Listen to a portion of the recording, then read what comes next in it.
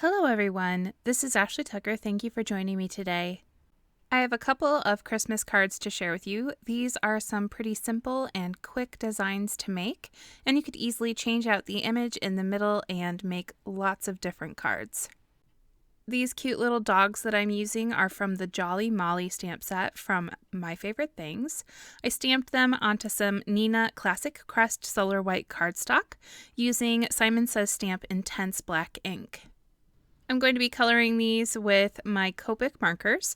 I'm not going to go over the coloring too much. It's pretty simple and quick, but I will have the marker caps set off to the side so that you can see all the colors that I use. I really love these little dog images, especially because they're dachshunds, and I love dachshunds.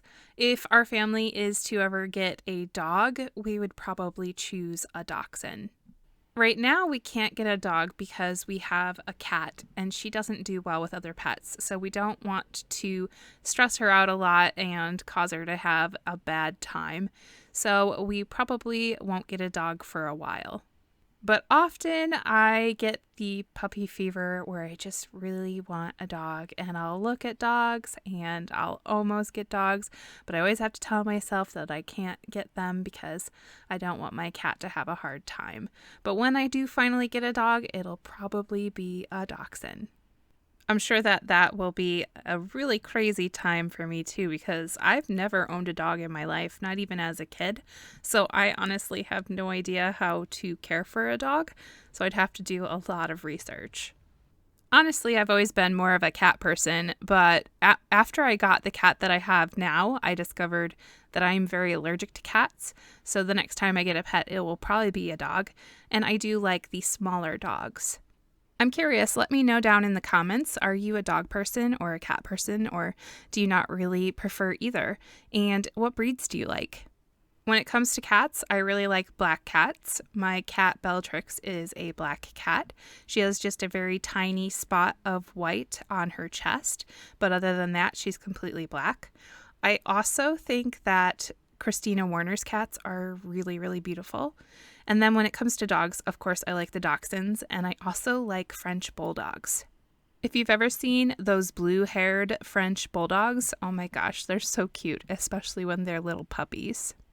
Anyways, this is pretty off topic for me. I don't normally go into a lot of things other than the card making. I hope you don't mind me talking a little bit about something other than the coloring during the coloring. After a little while of creating videos, talking about coloring gets a little bit difficult because it feels like you've said the same things over and over again, because coloring doesn't really change much. So that's why lately I've been doing music for the coloring instead of talking, and I think that that's really nice because people that enjoy watching it can still watch it and they have some relaxing music to listen to. And if you don't like watching it, you can just skip through it. So once I finished coloring these two little dogs, I used the coordinating dies and I die cut them out, and I'm going to set them aside and start working on the background for the card. And this background is super quick and simple. Honestly, the longest part of this card design is the coloring. I grabbed a 5x5 square of white cardstock and a 4-inch circle die. I taped that circle die onto the paper with some Post-it tape and ran it through my die cutting machine. Next, I grabbed a 4 3/4 by 4 3/4 inch square of midnight green cardstock from Simon Says Stamp and the 3 1/4 inch circle die, and I taped that in the center of the panel and ran that through my die cutting machine. And since I'm going to be making 2 cards, I actually repeated both of those die cutting steps so that I have 4 panels with circles in them. Next, I picked out some pattern paper for both of my cards. I chose to use this pattern paper pad from Honeybee Stamps. This is called the Holiday Cheer paper pad, and it has some really pretty green and red patterns in it that are all kind of Christmassy. I picked out 2 different pieces of that patterned paper, one for each of the 2 cards that I'm making, and I cut them both down into squares that are measured at 3 3/4 by 3 3/4. I then used my tape runner to adhere both of those squares onto 6x6 panels of Chantilly cream cardstock from My Favorite Things. Next, I grabbed one of the white panels with the circle cut out of it, and I added foam tape to the back of that. and I'm going to pop that up onto one of the green panels. I then took that entire thing and I added foam tape to the back, and I adhered that right to the center of my card background with that pattern paper in the middle. And then of course I did exactly the same thing for the other card. After this, I needed to make a couple card bases to put these panels on, and they needed to be 6x6 card bases. And the only paper that I have in my stash that's big enough to make 6x6 card bases is my Bristol smooth paper. So that's what I used, and then I just adhered these panels on top. For my sentiments, I pulled out the CZ Design Christmas Sentiment Strips set, and I cut 2 sentiments from that, and because the core of these sentiments is white, I used a Copic marker and just colored the edges to make it look black all around. I used this same sentiment strips set in my last video, and I love these. I have a whole bunch of different ones because they're so easy to use, and it gives you the same kind of look as an embossed sentiment, but it is a lot easier. Now, I still like embossed sentiments and I'll still use them, but when I can use these and have it go a little bit quicker, that's always nice.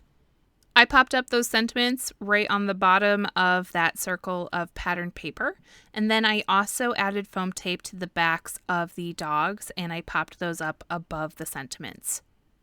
I did think that the spacing was a little bit weird when I placed that second dog, so in order to make it look a little bit more intentional, I did add sequins to both of the cards, and that fills in that space a little bit better and it makes it look a little bit more even and on purpose.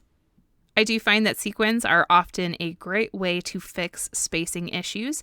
If you accidentally leave too much space on one side of an object, just add some sequins there and then it looks like you did it on purpose. Right here you can see that I used my white gel pen to add some highlights and details to both of the little dogs, as well as I took a Copic marker, and this is just the R20 blush marker, and I decided I wanted to add a little bit of blush to both of the dogs' cheeks, and then I continued on with adding the highlights. After adding those highlights, these 2 cards are going to be done. I think that these are really nice, quick, and simple card designs that could be easily changed in different ways. You could change out the green colored cardstock for a different color. You could change out the pattern paper for a different pattern. You could change out the little dog image for different images. I think that this is a great layout for anyone. I think that most people could use this with the supplies that they already have. I do hope that you really enjoyed today's video and that it gave you some ideas. I hope that you try out this card layout, use the stuff that you already have in your stash, just change it out a little bit and make it your own. Thank you so much for watching today. I hope you have a wonderful day today, and I'll see you next time.